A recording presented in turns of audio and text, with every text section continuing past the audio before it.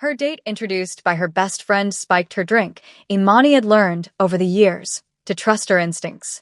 They had saved her more times than she could count. Yet that evening, as she stood in front of her mirror adjusting the delicate strap of her black dress, her instincts were unusually quiet, muted beneath something else. Hope, perhaps. Or exhaustion. Or the simple desire to believe that for once, things might go right. Her apartment smelled faintly of vanilla and shea butter, the comforting scent of familiarity. Outside, the city buzzed with its usual impatience, horns blaring, voices overlapping, life happening whether she was ready for it or not. Imani took one last look at her reflection. She looked good, not just polished, but powerful in that understated way. Deep brown skin glowing under soft lighting. Natural curls pinned back just enough to frame her face. The kind of beauty that didn't beg for attention, but commanded it anyway. Her phone buzzed on the dresser. Lila. Imani smiled instinctively. Lila had been her best friend since college, her confidant, her safe place, the one who'd held her hair back during heartbreaks and toasted to new beginnings with cheap wine and loud laughter. He's perfect for you, Lila had insisted earlier that week. Successful. Handsome. No drama. I promise. Imani had laughed then, skeptical but curious. Dating had become tiring. Endless conversations that went nowhere. Men who were intimidated by her independence or attracted only to the surface of her confidence, never the substance beneath it. So when Lila sounded unusually enthusiastic, Imani allowed herself to be persuaded. Now, as she picked up her phone, a message flashed across the screen. You're going to love him. Tonight is your reset. A reset. Imani exhaled slowly, grabbed her clutch, and locked the door behind her. The lounge was the kind of place that whispered luxury rather than shouting it. Dim amber lights bathed the room in warmth. Plush velvet seats. A polished marble bar lined with bottles that looked like art pieces. Music flowed softly, jazz layered with something modern, sensual, deliberate. Imani paused just inside the entrance, taking it all in. She didn't miss details. Never had. Her heels clicked softly as she walked toward the hostess, her presence drawing subtle glances from across the room. Some curious, some admiring, some lingering just a second too long. She was led to a secluded table near the center, close enough to the bar to feel alive but distant enough to be private. Imani sat, smoothing her dress, her eyes drifting around the room. That was when she felt it. The sensation wasn't dramatic, no chill, no sudden awareness, but a quiet pressure, like being studied. Unseen. Across the lounge, partially hidden by shadows and glass, a man sat alone in a private booth. He hadn't looked at her when she entered, hadn't reacted at all. But now, his gaze rested on her with an intensity that made the air feel heavier. Min Jae-hyuk. He was used to rooms bending subtly around him, used to observing without being observed. Power had taught him patience, silence, restraint. And yet, the moment Imani walked in, something shifted. She didn't carry herself like someone seeking validation. She didn't scan the room for approval.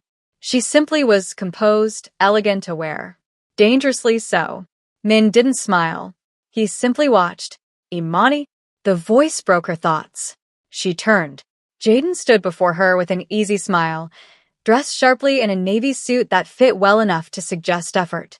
He was handsome in a conventional way, clean-cut, confident, practiced. Not threatening. Not memorable either. Jaden, she said, standing to greet him. They shook hands. His grip lingered just a beat longer than necessary. Lila's told me a lot about you, he said, eyes roaming briefly before settling back on her face. I feel like I already know you. Imani smiled politely. Only the good parts, I hope. He laughed a little too smoothly. The best parts. They sat. Almost immediately, Jaden flagged down the waiter. Drinks? He asked, not waiting for her answer. What do you like? Imani hesitated. I'll just have something light, he cut in smoothly. Trust me. It wasn't aggressive. It wasn't rude. But it was dismissive. A tiny knot formed in Imani's chest. Still, she said nothing. From his booth, Min noticed everything. The interruption. The way Jaden leaned just slightly too close. The way Imani's smile didn't quite reach her eyes. The waiter nodded and walked away. So, Jaden said, folding his hands on the table, Lila says you're a powerhouse. Career-focused. Not the settling type. Imani raised a brow. She talks a lot. He grinned. She worries about you. That surprised her. Why? Jaden shrugged. She said you've been through enough. That you deserve someone safe. Safe. The word didn't sit right. Before Imani could respond, the drinks arrived, 2 identical glasses, crystal clear, garnished perfectly. Jaden slid one toward her. To new beginnings, he said. Imani lifted her glass, her reflection shimmering on the surface of the liquid. Across the room, Min stood. As he passed their table, his shoulder brushed it gently. The glasses shifted, just slightly. Sorry, he said calmly. Imani looked up. Their eyes met. Something electric passed between them. Recognition without understanding, warning without words. Jaden waved it off with a laugh. No worries. Min walked away. Imani took a sip. And far away, unnoticed, the wrong glass settled into the wrong hands. Imani didn't notice the moment the night began to tilt. At first, everything felt normal, pleasant even. The glass in her hand was cool, the drink crisp and lightly sweet as it slid down her throat. The lounge hummed with low conversation and laughter, the kind of curated noise that made loneliness feel optional. Jaden watched her over the rim of his own glass. He smiled when she took another sip. Imani caught it, the way his eyes followed the movement of her lips, not with desire, but with something sharper. Calculating. Expectant. She told herself she was reading too much into it. You okay? He asked casually, leaning back in his chair. Yes, she said, nodding. Just tired. Long week. Good. He replied quickly, too quickly, then corrected himself with a chuckle. I mean, yeah, I get that. Work will do that to you. Imani tilted her head slightly. There it was again. That subtle wrongness. Across the room, Min Jae-hyuk's gaze never left the table. He had seen the exchange at the bar clearly. Too clearly. Jaden's posture when he leaned in. The bartender's hesitation.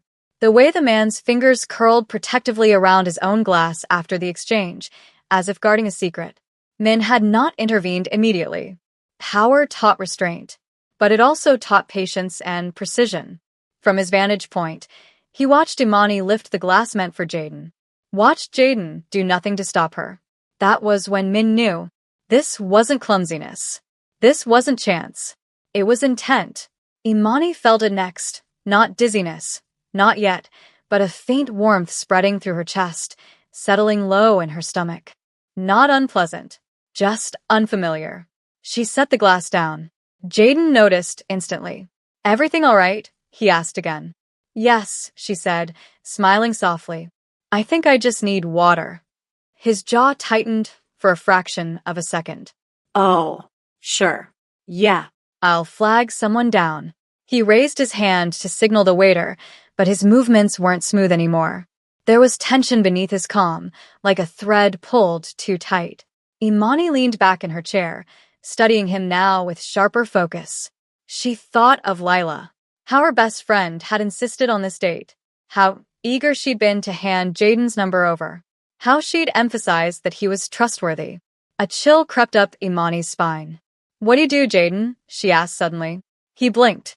Consulting. Business strategy. You know. No, she said calmly. I don't. He laughed again, a sound that didn't quite land. Yeah, well, it's complicated. The waiter arrived with water. Jaden didn't touch his drink again. Instead, he watched Imani drink the water, watched her hands, her throat, her breathing, as though waiting for something to happen. That's when her instincts finally screamed. Imani pressed her palm lightly against her chest. The warmth had deepened now. Her thoughts felt slower at the edges, as if wrapped in cotton. The room seemed louder, brighter, too close. But she was still there, still herself. What did you put in the drink? She asked quietly. Jaden froze. Across the room, Min rose from his seat. Jaden recovered quickly, or tried to. What? He scoffed. That's crazy. Imani's gaze didn't waver. I'm very aware of my body, she said evenly. And something isn't right. Jaden's smile faltered. For the first time, irritation crept through his mask. You're overthinking, he said, leaning forward. Just relax. Lila said you do that, getting your head too much. The mention of Lila felt like a slap. Don't, Imani warned softly. Don't use her to gaslight me. Jaden's eyes hardened. He reached for his glass at last and took a long sip. Min stopped just a few steps away, observing. Seconds passed. Then Jaden blinked. Once. Twice. His hand trembled. What the? He coughed, grabbing the edge of a table. Imani stood abruptly, her chair scraping the floor. What's happening to you? She asked, alarm creeping into her voice. Jaden tried to stand. He didn't make it. His legs buckled, his body slamming back into the chair before sliding sideways to the floor. Gasps rippled through the lounge. Someone screamed. Security rushed forward. Min stepped in seamlessly, his presence commanding attention without force. He's unwell, Min said calmly. Call emergency services. Jaden's eyes rolled back as his body convulsed slightly. Imani backed away, heart pounding, not from fear, but from realization. The drink. The glasses. Her gaze snapped to Min. He was watching her, not with concern alone, but with certainty, like a man who knew exactly how close she'd come to losing everything. Minutes later, Jaden was carried out on a stretcher, unconscious and exposed under harsh, white lights. The lounge buzzed with whispers. Imani stood frozen near the table, her hands shaking now that adrenaline had taken over. Min approached her slowly. You should sit, he said gently. She looked at him, really looked tall, controlled, eyes sharp but not cruel. Did you do something? She asked. No, he replied truthfully. I prevented something. Her breath hitched. What was supposed to happen to me? Min hesitated. Sometimes truth was heavier than lies. That drink, he said carefully, was never meant for him. Silence wrapped around them. Imani swallowed hard. Her phone buzzed in her clutch. A text message lit up the screen. Lila. So? Is he handling you well? The last thread of innocence snapped. Imani closed her eyes, steadying herself. When she opened them again, she met Min's gaze with a new understanding. Someone tried to hurt me, she said quietly. Yes, Min agreed. And you saw it coming. I stopped it. Imani nodded slowly. Then she did something that surprised even herself. She trusted him. Don't leave, she said. Min's jaw tightened. I won't. And somewhere deep beneath the city lights, consequences began to stir. Imani didn't remember sitting down. One moment she was standing, staring at the space where Jaden had collapsed, and the next she was in a velvet chair near the wall, a glass of water trembling in her hands. The lounge felt different now. Too bright, too loud, like the illusion of luxury had cracked open to reveal something rotten beneath. People whispered openly. Phones were out. Eyes followed her. She hated that part the most. Take slow breaths, a woman from the staff murmured kindly. You're safe. Safe. The word felt fragile. Temporary. Across the room, Min Jae-hyuk stood with one hand tucked into his coat pocket, speaking quietly to security. He didn't raise his voice. He didn't need to. People listened anyway. When his gaze returned to Imani, it was steady, anchoring. She focused on that. Because if she didn't, she might fall apart. Her phone buzzed again. She ignored it. Then again. And again. Finally, with fingers that felt too heavy to control, she looked down. Lila. Missed call. Another missed call. Then a text. Why isn't he answering? Imani? What happened? Imani's stomach twisted. Her best friend sounded worried. But now, worry read differently. Now it felt like panic. She stood up abruptly. I need air, she said to no one in particular. Min was at her side instantly. This way, he said, guiding her toward a quieter hallway near the restrooms and private rooms. The noise dulled behind them, replaced by muffled music and distant voices. Imani leaned against the wall, pressing her palm to her forehead. I could have sworn I was fine, she whispered. I didn't feel dizzy. I didn't feel weak. Min studied her carefully. The dosage was calculated, he said. To disorient, not incapacitate immediately. Her head snapped up. You know a lot about this. His expression didn't change. I know men like him. A silence stretched between them, thick with unspoken truths. Imani's breath came unevenly now. That drink, she said slowly, was supposed to make me what? Min didn't answer right away. Some truths, once spoken, could never be taken back. It was meant to make you vulnerable, he said finally. Confused. Easily led. Her chest tightened. And then what? Min's jaw flexed. That part varies. Imani closed her eyes. The images came uninvited, being guided out of the lounge, being told she was just tired, waking up somewhere unfamiliar with gaps in her memory and a shame she couldn't name. Her knees nearly buckled. Min caught her before she fell. He didn't pull her close, didn't touch more than necessary, just steadied her. That didn't happen, he said firmly. And it won't. She nodded, tears burning behind her eyes. I trusted him, she whispered. I trusted her. Outside, night air wrapped around them like a cold truth. Imani leaned against a column near the entrance, breathing deeply. The city lights blurred slightly, not from the drink, but from emotion. Min stood beside her, not crowding her, not leaving. Why were you watching us? She asked quietly. It wasn't accusation. It was curiosity laced with fear. He glanced toward the street before answering. I was watching him, he said. You were collateral, until you weren't. She studied his profile, the sharp lines softened by passing headlights. And then I saw a woman who didn't deserve what was coming. Imani swallowed. Her phone rang again. This time, she answered. Imani, Lila's voice rushed out, breathless. What happened? Jaden isn't responding, and someone said there were ambulances. Why him? Imani interrupted. A pause. Too long. What do you mean? Lila asked carefully. Why him? Imani repeated, her voice eerily calm. Why did you introduce me to him? Silence stretched on the other end of the line. Then Lila laughed nervously. Girl, what is this? Are you drunk? Imani's grip tightened around the phone. Did you know? She asked softly. Did you know what he planned to do to me? Min watched her closely now. Lila exhaled sharply. You're being dramatic, she said. It was just a date. Imani smiled bitterly. You told him I overthink. You told him I needed someone safe. You told him things I never said out loud. Another pause. Then, quieter. He said he'd take care of you. That was it. The final piece sliding into place. Imani felt something inside her go still. He paid you, she said flatly. Lila didn't deny it. I needed the money, she whispered. And he said it wasn't a big deal. Just drinks. Just vibes. Imani closed her eyes. You sold me, she said. For money. It wasn't supposed to hurt you. Lila cried. Imani ended the call. Her hands shook, not from weakness, but rage. Min said nothing. He didn't have to. The police lights flashed briefly in the distance as the ambulance pulled away. Imani watched it disappear. So that's it, she said hollowly. She's gone. He's gone. My whole life just shifted. Min turned to her. No, he said. Your illusions did. She laughed softly, brokenly. What happens now? She asked. He considered her.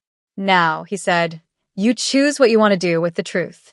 She met his gaze. And you, she asked, what do you want? A beat. To make sure no one ever thinks they can touch you again. Something about the way he said it, calm, assured, made her believe him. Imani straightened her shoulders. Then she nodded. Then don't leave, she said again. Not yet. Min inclined his head slightly. I won't.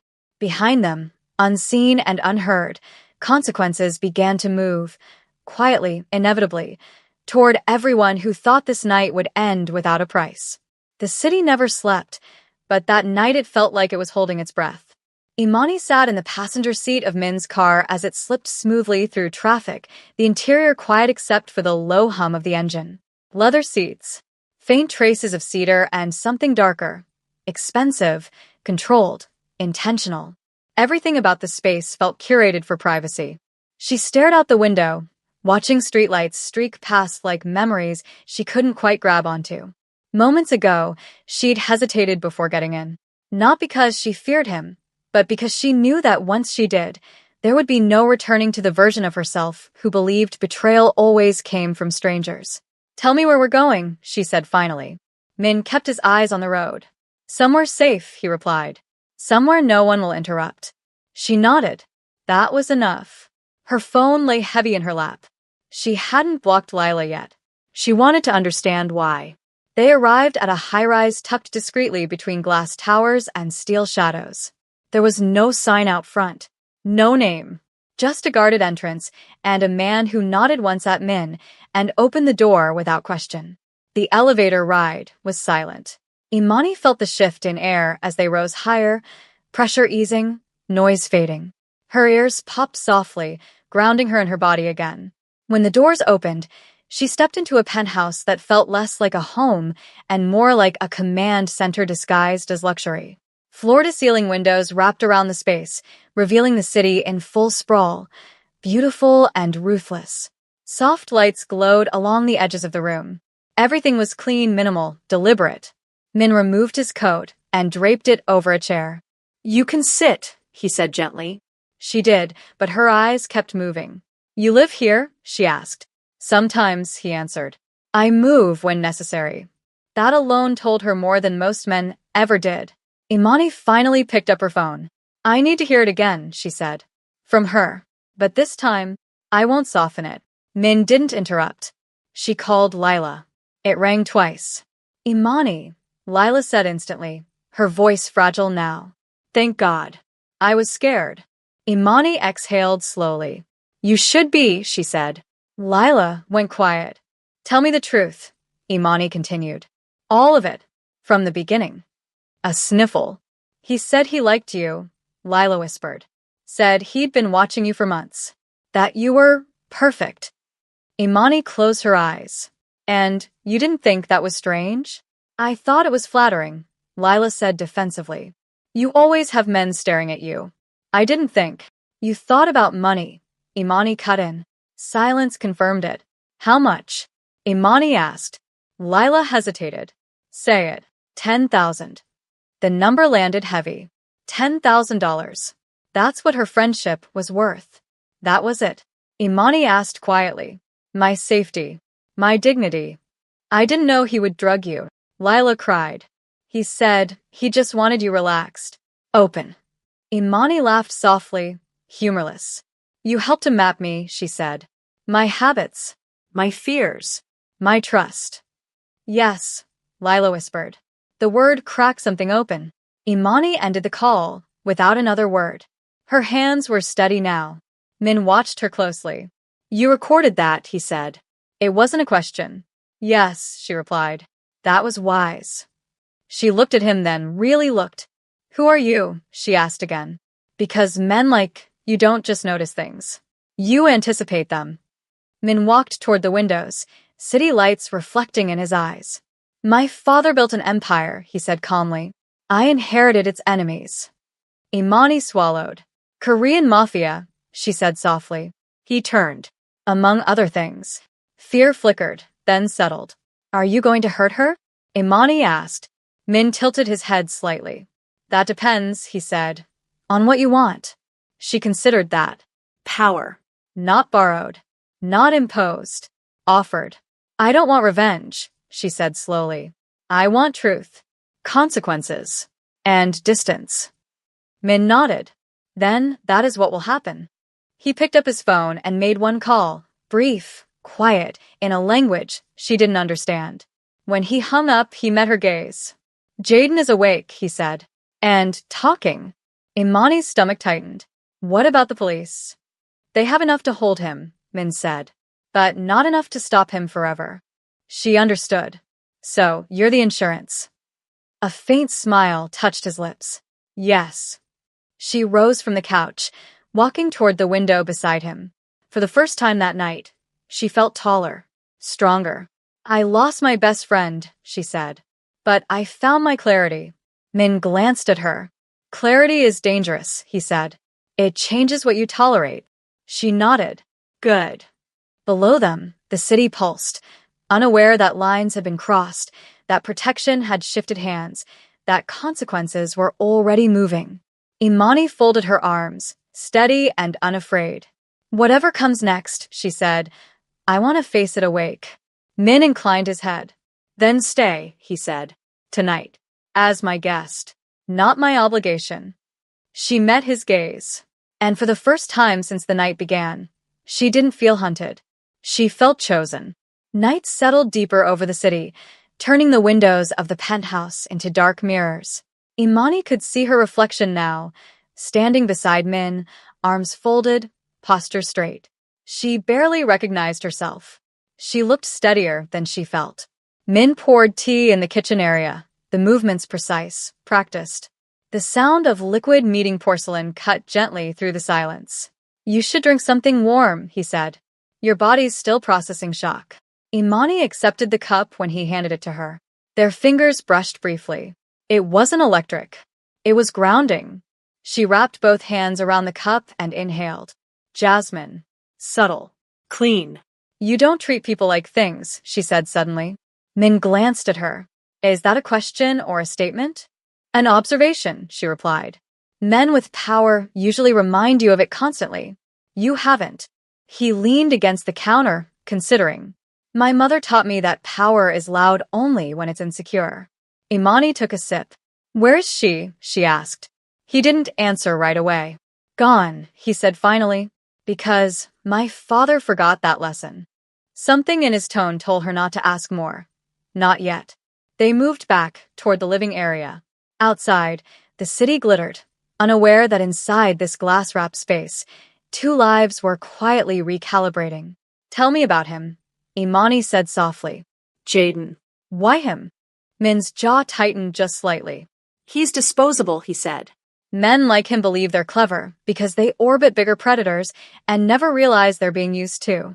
So, he's not the worst of them, she murmured. No, Min agreed. He's just foolish enough to think consent can be manufactured. The word hit her harder than she expected. Manufactured. Imani set her cup down carefully. I keep thinking about the version of me that might have woken up tomorrow not knowing what happened, she said. And the version of me everyone would have blamed anyway. Min's voice dropped. That version never existed, he said firmly. Because I didn't allow it to. She looked at him then really looked, not as a savior, but as a man who had chosen restraint when cruelty would have been easier. You didn't know me, she said. You had no reason to care. I had every reason, he replied. You were targeted. She shook her head. That happens to women every day. Yes, he said quietly. And that is precisely why I cared. Something shifted between them then, an understanding that didn't require romance, only respect. Imani moved to the window again. Do you ever wish you were normal? She asked. Anonymous? Min joined her. Anonymity is a luxury, he said. Safety is the currency I trade in instead. She laughed softly. That's a heavy way to live. Yes, he said. But it's lighter when you choose what you protect. Her heartbeat quickened at that. Later, she found herself curled up on one end of the couch, a blanket draped over her shoulders. The adrenaline had finally begun to drain, leaving exhaustion in its wake. Min sat in a chair nearby, reading something on his tablet, though his attention flicked to her more often than the screen. You can sleep, he said. No one will come here. How can you be so sure? She asked. Because anyone who would try already knows better. That should have terrified her. Instead, it soothed. Min, she said quietly. Yes, if I stay, I don't want to be hidden or protected like glass. I want agency. He studied her carefully. Then you will have it, he said. Protection without autonomy is just another cage. She smiled faintly. Good.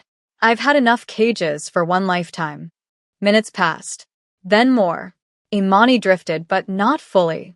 Her mind wandered, looping memories and near misses, until one thought finally surfaced.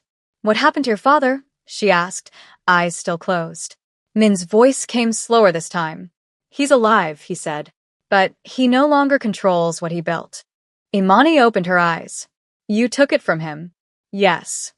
Why? Because he believed fear was the only way to rule. And you don't. Min met her gaze. I believe loyalty is stronger. She absorbed that. You're dangerous, she said. Yes, he agreed. But not without direction. She slept then, truly slept, for the first time that night. She woke near dawn, the city softened by pale light. For a moment, she didn't know where she was. Panic fluttered, then settled as memory returned. She sat up slowly. Min stood in the kitchen again, sleeves rolled up this time, hair slightly undone. The sight was unexpectedly human. "Coffee?" he asked without turning. She smiled. "Yes, please."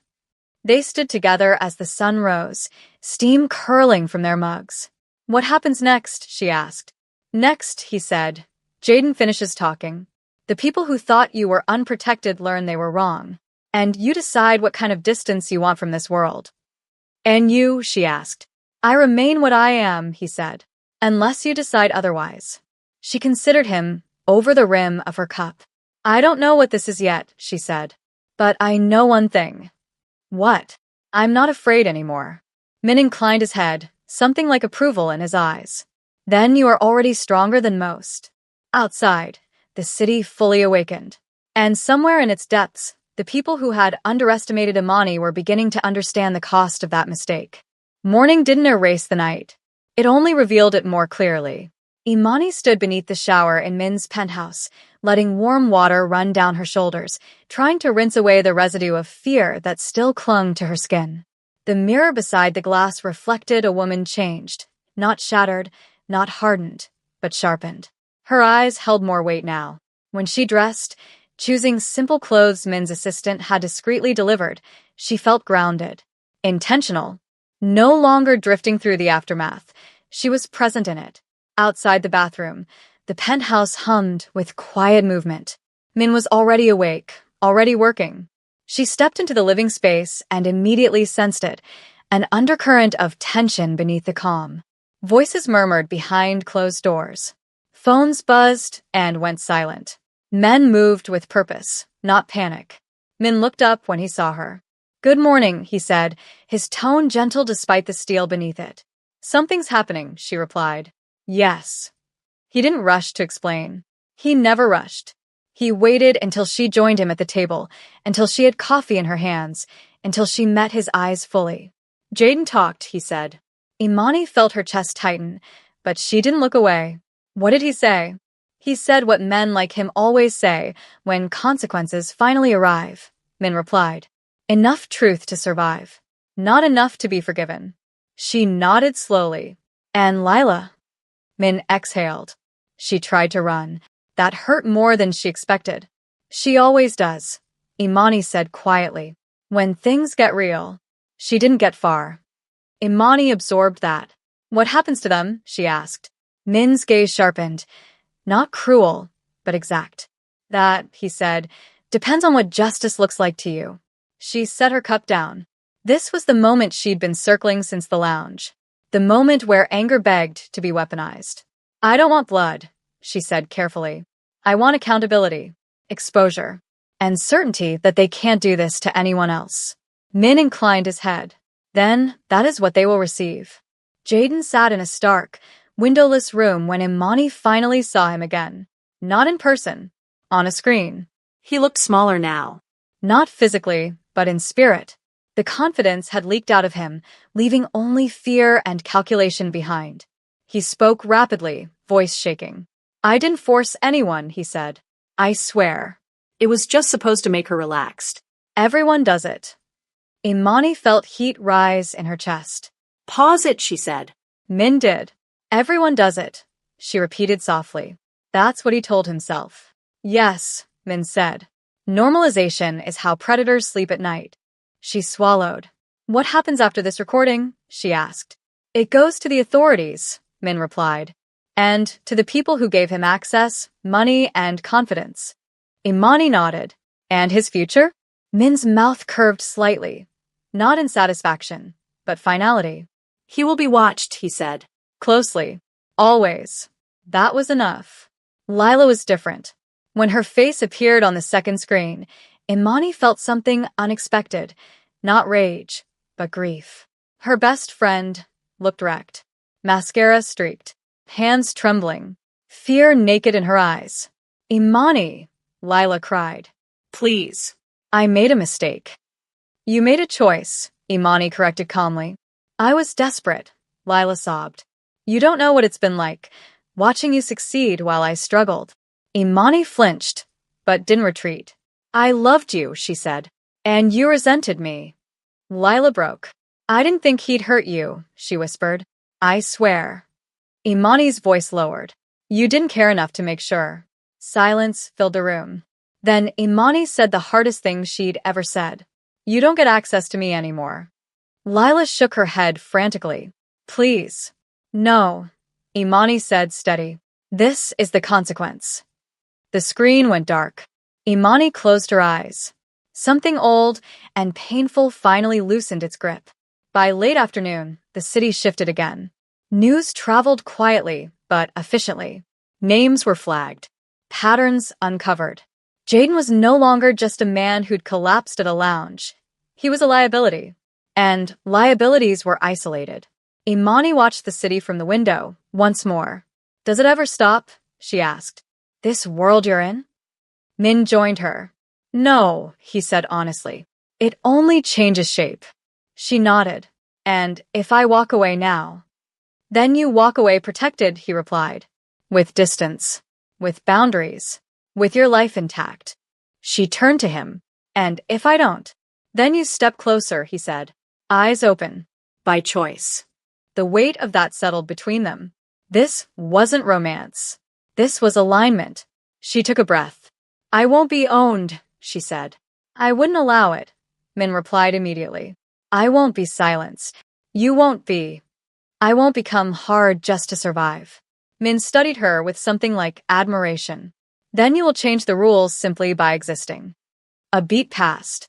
Then another. Outside, the sun dipped toward the horizon. Imani straightened. Then here's my choice, she said. I won't run. But I won't disappear either. I'll live my life, louder, clearer, and safer. Min inclined his head. Then I will ensure the safety part, he said. Until you no longer need it. She met his gaze. And after that? A pause. Then, he said, we'll see what remains. That night, as darkness reclaimed the city, Imani stood steady within it, not hidden, not hunted. Protected, yes. But more than that, aware. And for the first time, the world that had tried to break her realized it had miscalculated. Badly. The city looked different when you stopped running from it. Imani realized that as she stood on the balcony just before sunrise, wrapped in a soft robe, the wind cool against her skin. The skyline stretched endlessly before her, steel and glass and stories stacked on top of one another. Somewhere down there, people were waking up to ordinary mornings, unaware of how close her life had come to splintering into something unrecognizable. She wasn't angry anymore. That surprised her most. The rage had burned hot and fast, doing what it needed to do. Fuel clarity, sharpen boundaries, sever illusions. But now it was gone, leaving behind something steadier. Authority. Behind her, the quiet click of the balcony door sounded. She didn't turn right away. She knew who it was. She'd grown used to Min's presence. Not looming, not demanding, just there. That look suits you, he said softly. She smiled faintly. Which one? The one where you're no longer asking the world for permission. She turned then, leaning back against the railing. Last night, she said, I thought choosing peace meant walking away from everything connected to danger. And now, he asked, and now I know peace is knowing exactly where you stand. Min nodded. Clarity does that. They stood in silence for a moment, watching dawn begin to bleed color into the sky. Imani broke it. I'm leaving today, she said. Min didn't react immediately. Not running, she added. Just returning to my life. He met her gaze. I assumed you would. That eased something in her chest. I don't want to be absorbed into your world, she continued. But I don't want to pretend it never brushed against mine either. He considered her carefully. You won't be erased, he said. And you won't be followed. Good, she replied. Because I intend to be visible. A pause. Will you regret this? He asked. She shook her head. No. I'll remember it. That's different. By mid-morning, arrangements were already made, not because she asked, but because Min understood logistics as a form of respect. A car waited downstairs, discreet and unmarked. Before she left, Imani stopped in the penthouse doorway and looked back one last time. At the windows, the stillness, the man who had changed her trajectory without trying to own it. I don't know what this is, she said. Min stepped closer, but not too close. Neither do I, he said. But it isn't a debt. She smiled. Good. I don't do those anymore. He inclined his head slightly, something like a bow. If you ever need distance, he said, you'll have it. And if I ever need truth, she asked. His eyes softened. Then you'll know where to find me. They didn't hug. They didn't kiss. They didn't promise. They didn't need to. Imani walked away on her own feet, spine straight, head high. Life didn't pause for her healing. It never had. The city greeted her with its usual chaos, traffic, noise, color, momentum. But she moved through it differently now. She noticed who stood too close, who spoke too smoothly, who mistook her kindness for access. And she corrected them. Quietly, firmly, without apology. Lila tried to reach out once more. A message, long, emotional, full of regret and self-pity. Imani didn't respond. Some chapters didn't deserve epilogues. Jaden faded from relevance quickly. His name circulated briefly, then became a cautionary footnote. Men like him depended on anonymity. He no longer had it. Weeks passed, then months. Imani thrived. Not dramatically, not performatively, but deeply. She poured herself into work, into friendships that felt mutual, into mornings that began without dread. She laughed more easily, slept more soundly, trusted herself more than she ever had before. One evening, as she sat alone on her own balcony, wine glass in hand, her phone buzzed. An unfamiliar number. She stared at it for a long moment before answering. Yes, she said. Min's voice came through calm as ever. I wanted you to know, he said, that everything stayed quiet. She smiled softly. Thank you for telling me. A pause. And you, he asked. I stayed loud, she replied. That earned a low chuckle. Good, he said. That suits you. They spoke for a while, not about danger, not about the past, but about music, cities, things they missed, and things they refused to regret. Before they hung up, he said one last thing. You were never saved, he said. You were protected for a moment. The rest, you did yourself. Imani closed her eyes. I know, she said. Later that night, as the city lights flickered on one by one, Imani stood in her reflection and finally saw what had been forming all along. Not a victim, not a survivor, not a woman defined by proximity to darkness, but a woman who had faced it, named it, and walked forward anyway. Some stories end in safety. Some end in love. Hers ended in choice. And that was the most dangerous thing of all.